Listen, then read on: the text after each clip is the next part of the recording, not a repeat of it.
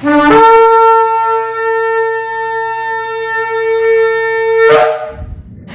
Shalom, está la congregación Beit Shafina desde el sector Candelaria en Arecibo, en la carretera número 2, esta que le habla en la Roa, y la doctora Maritza Rivera. Hoy venimos con otra nueva parashá, la parashá número 17, la parashá Yitro, la cual significa Jetro. Jetro era, ¿verdad?, el suegro de Moshe. Esta parashá la encontramos en el libro de Éxodo, en el libro de Shemot, capítulo 18:1 al capítulo 20:23, versículo 23. Hacemos una introducción de lo que nos va a estar hablando esta parashá y nos dice que el suegro de Moshe, Yitro, oye sobre los grandes milagros que Yahweh hizo por el pueblo de Israel y viene desde Midian hasta el campamento israelita trayendo consigo la mujer de Moshe y sus 2 hijos. Yitro aconseja a Moshe a nombrar una jerarquía de magistrados y jueces para ayudarlo en la tarea de gobernar y administrar justicia a la gente. Los hijos de Israel entonces acampan frente al monte Sinai, donde son informados que Yahweh los ha elegido como su nación, que nación escogida, nación de Coanim, nación Kadosh. O sea, las personas entonces responden proclamando todo lo que Yahweh dijo y lo vamos a hacer, lo haremos.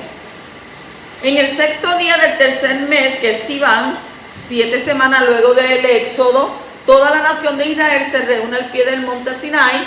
Ahí Yahweh desciende sobre la montaña en medio de truenos, rayos, humo y los sonidos del shofar y manda a Moshe a ascender. Yahweh proclama las 10 palabras, los 10 mandamientos, mandando al pueblo de Israel a creer en Elohim, no adorar ídolos o mencionar el nombre de Elohim en vano, observar el Shabbat, honrar padre y madre, no matar, no cometer adulterio, no robar, no dar falso testimonio ni desear la propiedad del prójimo. Y entonces la gente le dice a Moshe que la revelación de Yahweh es demasiado fuerte para ellos poder soportarla, rogándole entonces que reciba la Torah de Yahweh y luego entonces se la transmita a ellos. Eso es lo que habla estos capítulos.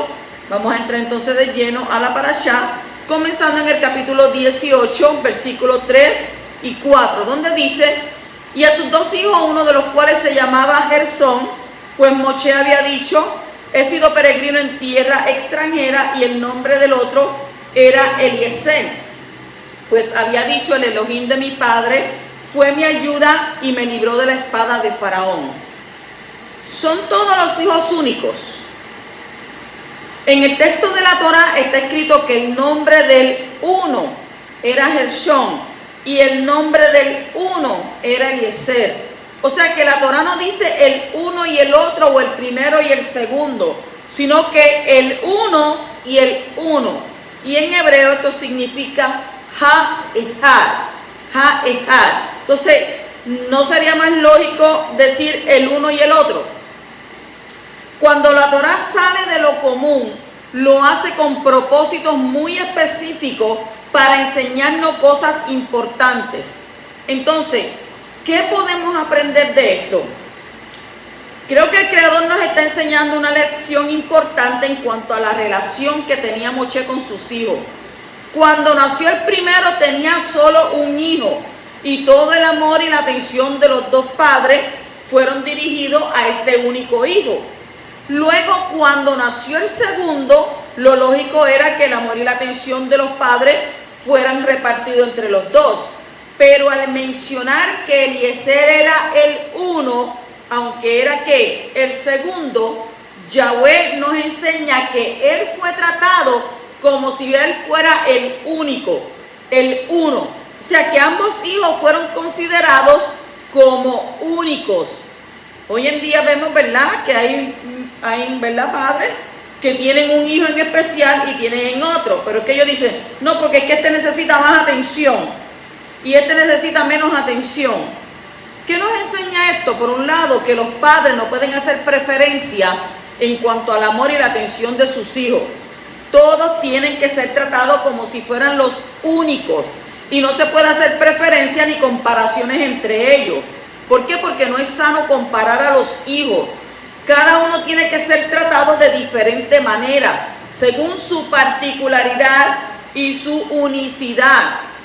Y por el otro lado nos enseña que para Yahweh cada niño y niña nacido en este mundo es único. Si no, mírese sus huellas digitales, no son iguales, cada una las tiene que diferente y es único. Entonces, como el amor de los padres no disminuye para el primer hijo, cuando nace el segundo, el amor del Creador no disminuye cuando nacen más hijos en el mundo. O sea que Él ama a cada uno como si fuera uno solo. Esto también nos enseña que si hubiera habido solo una persona en el mundo que hubiese pecado, el poderoso hubiera cargado sobre Yeshua su pecado para morir solo por ella. De esa manera entonces podemos entender el mensaje de Shaul, de Pablo, que dice en Gálatas 2:20, el cual me amó y se entregó a sí mismo por mí. O sea que el amor de Yahweh por medio de Yeshua es muy personal. Tú eres único, aquel eres único, yo soy única. Entonces Yahweh no te ve como uno entre una masa grande de gente. Él te ve como si fueras el único hijo suyo. Así que tú eres importante para Él. Él no te debe de despreciar porque eres único. Además, la Escritura nos dice a nosotros que la salvación es ¿qué? Individual, uno solo. Por eso nos dice uno será tomado y el otro será dejado. Porque Yahweh va a tratar con ¿quién? Contigo personalmente. Ahí no vas a venir con excusas. Ah, no, pero que este dijo, no, pero que él me hizo caer, no. No, tú eres único. Yo tengo que ver contigo. Así que no te desprecies porque sabemos que el poderoso te considera a ti único para Él. Continuamos en el capítulo 18 y versículo 21, donde dice: además, escogerá de entre todo el pueblo hombres capaces, temerosos de Elohim, hombres veraces que aborrezcan las ganancias deshonestas, y los pondrá sobre el pueblo como jefes de 1000, de 100, de 50 y de 10. ¿Por qué se necesitan jueces? El hombre tiene una inclinación buena y una mala dentro de sí. La inclinación mala es egoísta y solo busca ¿qué? Sus propios beneficios. Por causa de la inclinación mala surgen conflictos y guerra entre los hombres. Mientras haya una inclinación mala en el hombre, van a haber conflictos entre las personas. Los que tienen más de un hijo, pronto se van a dar de cuenta que el hombre nace egoísta. ¿Por qué? Porque los padres tienen que actuar como ¿qué? Como jueces cada vez que sus hijos tengan algún conflicto entre ellos que no puedan resolver ellos solos. En una familia es normal que los padres tengan que juzgar a sus hijos todos los días para poner ¿qué? Orden, para poner shalom y hacer justicia entre ellos. Ah, no, porque tú lo prefieres más que a mí. Ah, no, porque... No. Es importante que los padres conozcan la Torá para poder aplicarla en la relación entre sus hijos. No se puede permitir el abuso, no se puede permitir la violencia, no se puede permitir el hurto, no se puede permitir el lenguaje feo y demás comportamientos malignos en los niños. O sea que los padres tienen la responsabilidad de corregir todo comportamiento que no esté de acuerdo con la Torá en sus hijos. Pero ¿cómo usted hace eso? Leyendo la Torá, porque si usted no lee la Torá, ¿cómo usted va a impartir justicia entre ellos? Por eso no es bueno dejar a los hijos en manos de otros hasta que los hijos hayan pasado varios años en un ambiente de casa donde la Torá rige, donde hay una atención personal para cada hijo mucho mejor que en un centro de cuidado. El sistema de jueces es necesario en la familia y en la sociedad. Cuando hay conflicto entre las personas que ellas no pueden resolver solas, hace falta un juez que dicte una sentencia justa. El juez está puesto sobre los ciudadanos en lugar del Todopoderoso. Lo que el juez dicte tiene que ser respetado como si hubiera venido directo del Shammai, directo del cielo. La única ocasión cuando no se puede obedecer la sentencia de un juez es cuando no sigue las normas de la Torá. Por eso es muy importante que un juez entienda su responsabilidad para juzgar según la justicia y no según sus propios criterios personales. Cuando Moshe fue aconsejado por su suegro Yitro, a constituir jueces sobre el pueblo, no era suficiente que los jueces fueran capaces. ¿Por qué? Porque lo que implica era tener cualidades de liderazgo y de administración, sino que fueran, ¿qué? Primeramente, temerosos del Todopoderoso. O sea que la cualidad de temor del Shammai, del cielo, es sumamente importante a la hora de juzgar. ¿Por qué? Porque un juez que no teme al cielo se vuelve, ¿qué? Corrupto y se vuelve caprichoso. Además, tenían que ser hombres que veraces, aborrecedores de la mentira. La última cualidad de un juez es que tenga aborrecimiento a las ganancias deshonestas, o sea, a la corrupción, que no se deje engañar ni sobornar fácilmente. O sea, toda nación necesita este tipo de jueces para que haya justicia y haya shalom en la sociedad. Cuando el Mashiach instruye a sus discípulos a no juzgar, lo hace desde el punto de vista de ¿qué? De la relación personal. En nuestra relación con el prójimo no está permitido juzgar al otro, pero eso no es el caso de un tribunal. El contexto de Mateo, de Matitiyahu, capítulo 7, versículo 5, nos habla de juzgar sobre los errores que uno ve en el prójimo. O sea que el que se molesta por la paja en el ojo de su hermano es el que tiene una viga en su propio ojo. En la relación personal hay que ser muy cuidadoso de no juzgar sobre lo que uno piensa que son los motivos del prójimo. Normalmente no se sabe la razón detrás de los comportamientos de los demás, ¿verdad? Porque una persona puede comportarse de una manera con usted, pero usted no sabe por qué se comporta mal con usted. Además de que no somos, ¿verdad?, un billete de 100 para caerle bien a todo el mundo. Porque hoy en día, nada más que le ven a usted la apariencia, ya a usted le cae mal. Lo ven a usted y ya rápido dicen, no, tú eres así, o usted es así, usted es así. ¿Usted sabe por qué? Porque esa es tu propia percepción. Pero no es lo que yo pienso, ni es lo que yo soy. Eso es como tú me ves a mí, o como tú entiendes, como tú crees. Pero cuando entonces las personas se adentran a conocer a la persona, dicen, mira, yo tenía esta perspectiva de ti, pero me doy de cuenta que es otra. Solamente Yahweh conoce los motivos del corazón y allí no tenemos el derecho de juzgar ni el nivel personal ni en un tribunal humano. Un tribunal humano solo puede juzgar hechos concretos, no los motivos ni las cosas ocultas. Lo que el hombre hace en secreto será juzgado por el tribunal celestial que todo lo ve.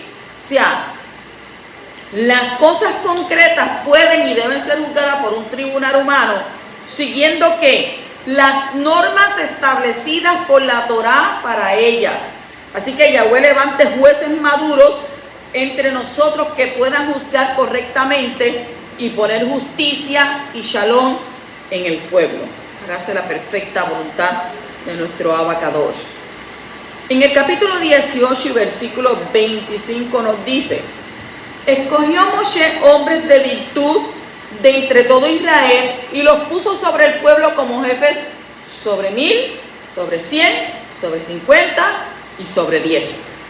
Entonces, ¿qué posición tiene el liderazgo? ¿Qué posición tiene el liderazgo? La Torá dice que cuando Moshe escogió hombres para ser jueces en Israel, los puso sobre el pueblo. ¿Qué nos enseña esto? Que una persona en autoridad tiene una posición por encima de un ciudadano común. O sea, que esta posición no la tiene en cualidad de persona, sino que la tiene en cualidad de juez. Que cuando ejerce la función de juez está por encima del pueblo, pero cuando no ejerce esa función está en el mismo nivel del pueblo. Esto nos enseña que hay una diferencia entre posición y valor. Todos los hombres tienen el mismo valor, pero no todos tienen la misma posición. La posición no hace una persona más que otra, pero sí su función está por encima de los demás. Y esto es importante reconocer en estos días, cuando la rebeldía y la eliminación del respeto a las autoridades se está propagando por todo el mundo. Todos los jueces que Moshe Rabenu, nuestro maestro, puso sobre el pueblo, no tenían la misma responsabilidad. Algunos tuvieron la autoridad sobre ¿qué? Sobre 1000, sobre 100, otros sobre 50 y otros sobre 10. Y esto indica que no todos tenían la misma capacidad de liderazgo y cada uno recibió un área de responsabilidad según su capacidad. Entonces, así tiene que ser en una administración correcta. La persona correcta en el lugar correcto. Cuando no hay líderes capaces o cuando una persona ocupa un lugar de autoridad sin estar capacitada para ello, el pueblo entonces sufre por una mala administración. ¿Eso le parece algo conocido? O sea, sabiduría es hacer las cosas de la mejor manera, y Moshe hizo bien al escuchar el consejo sabio de su suegro. Así el pueblo fue bendecido y aliviado. Entonces, respetemos las autoridades que están por encima de nosotros y oremos por todas las autoridades que hay para que puedan ejercer su función correctamente.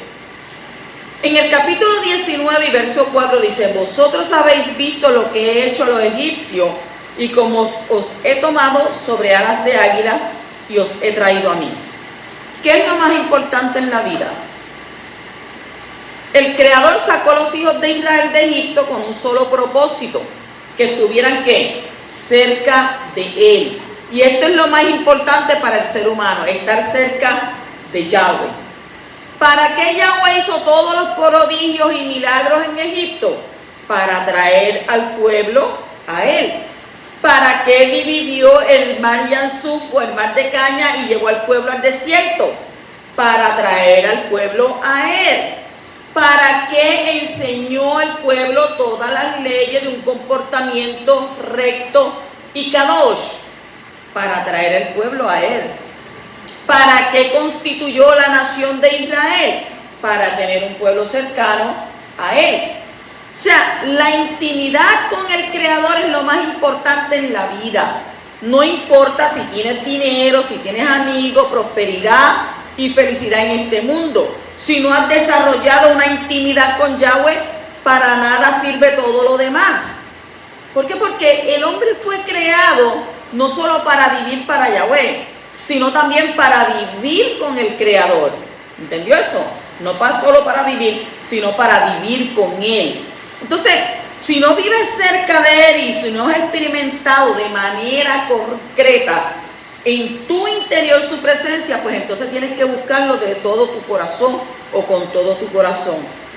¿Cómo? Estando dispuesto a sacrificar todo lo que tienes con el fin de conseguir lo más importante en la vida. ¿Qué es lo más importante en la vida?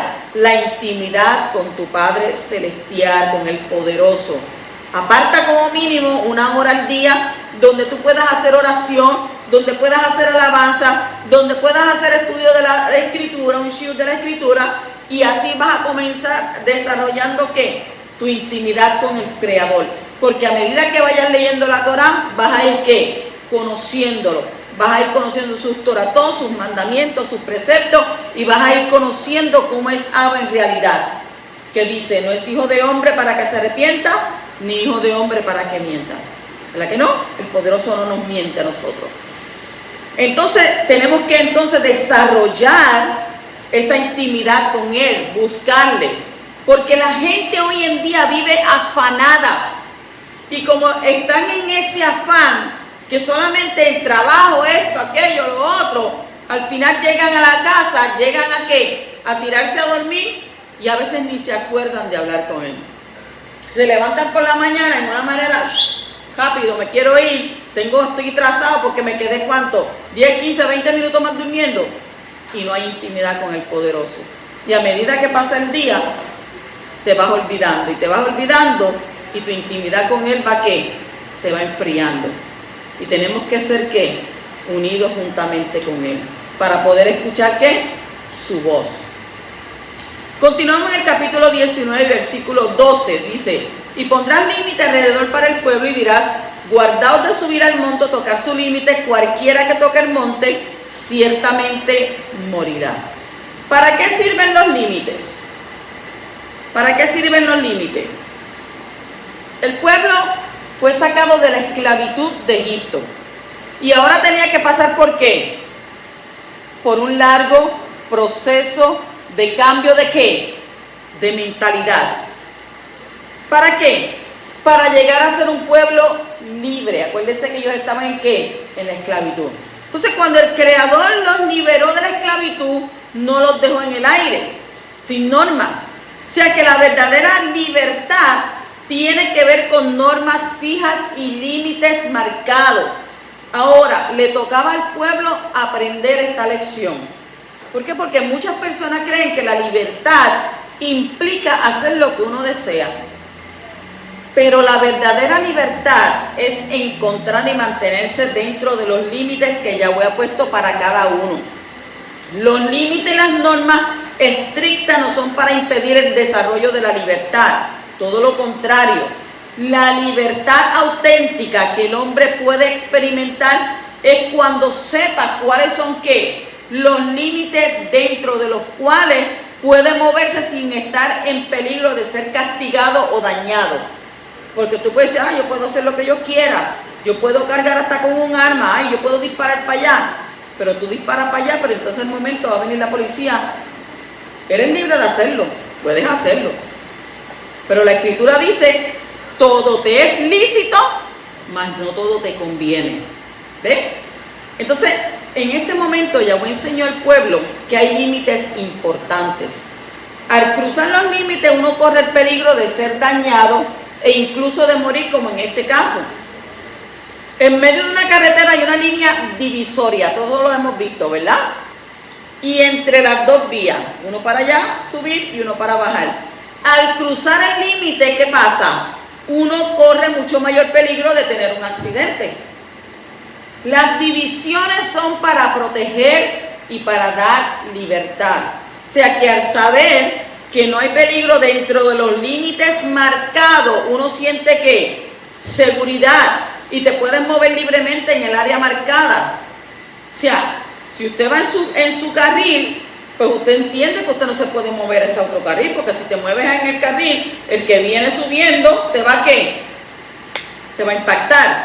Pues entonces cuando tú vas en tu carril, tú te sientes entonces ¿cómo? Seguro. ¿Ves? Entonces, tenemos que ¿qué? Tenemos que quitar los límites, no crear no crea libertad. Los límites tú los tienes ahí porque sabes que hasta aquí llegas, hasta aquí tú puedes. Entonces, quitar los límites no crea libertad, sino que confusión y peligro de muerte. Guardar los límites crea libertad y seguridad. Así que Yahweh nos ayuda a entender cuáles son los límites y mantenernos dentro de ellos para nuestra libertad y nuestra seguridad. Continuamos en el capítulo 20 y el versículo 11, donde nos dice: porque en 6 días hizo el Creador los Shamayim y la Ares, los cielos y la tierra, el mar y todo lo que en ellos hay, y reposó en el 7º día. Por tanto, el Creador bendijo el día de reposo y lo separó o lo apartó. ¿Por qué hay que acordarse del Shabbat? Cuando Yahweh habló las 10 palabras, o los 10 mandamientos, o el decálogo, como usted le quiera llamar, Él habló audiblemente desde el monte y dijo que los hijos de Israel deberían acordarse del Shabbat para separarlo y no hacer ninguna obra creativa. La razón es que el Creador mismo hizo toda la obra de la creación en 6 días y cesó de sus actividades creativas en el 7º día. O sea que el Poderoso, por tanto, es el ejemplo a seguir para uno acordarse y guardar el Shabbat. Todos los hijos de Yahweh están obligados a descansar en Shabbat, que es el 7º día de la semana, no otro día. No, pero yo puedo hacerlo este día, puedo hacerlo. No. El domingo fue introducido como día de descanso por el sistema constantiniano, basado en el culto de la adoración al sol. El cristianismo ha adaptado ese sistema como parte de su fundamento. Sin embargo, el poderoso no cambia sus leyes y no se puede decir que el domingo es el Shabbat, porque el cuarto mandamiento. O sea que el mandamiento de descansar el séptimo día sigue vigente hoy y seguirá vigente hasta que pasen los Shamayim y la Are. Matitiyahu capítulo 5, versículos 17 y 19. El que se acuerda del Shabbat está reconociendo que Yahweh es el Adón sobre la creación y sobre el tiempo. El que no guarda el Shabbat no respeta la autoridad del Creador sobre la creación y no le está imitando en su vida personal. El que se acuerda del Shabbat para separarlo de los demás días de la semana será entonces separado y recibirá aquella bendición que está reservada solo para ese día. El Shabbat fue dado al ser humano para poder dedicarse ¿a qué? Al Creador de una manera especial. Y es un medio para poder desarrollar la intimidad con Él.